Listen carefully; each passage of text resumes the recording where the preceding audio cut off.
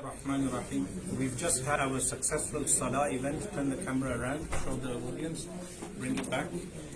Alhamdulillah, it was a successful event. Some brothers wanted a clarification on some of the clips going around, one on the Ummah channel, one recently that I mentioned in Manchester. They think for some reason that I believe Salah behind Dayabina is permissible.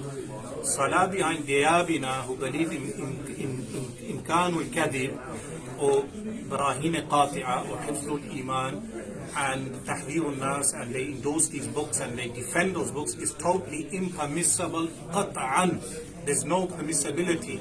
Our public should not be praying behind A'immatul Masajid who defend the Barahin Qati'a or Hifzul Iman or Tahdhirun Nas, or promote beliefs of Imkanul Kadib or other atrocious statements. When I went to West Indies, I came across people who are from the Diyabina school who accused us of being mushrikeen, polytheists. I came across these people, extremists. Our creed is that we only pray behind Ahl Sunnah wal Jama'ah.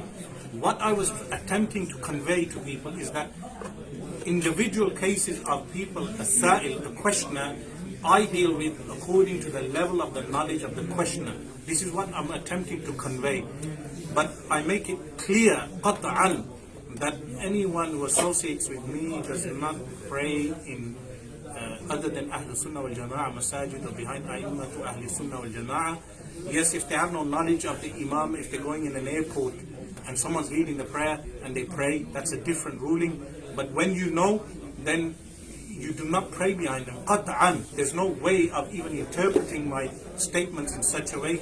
I hope this clarifies the matter more on the ulama groups and to all the people involved in this issue, inshallah.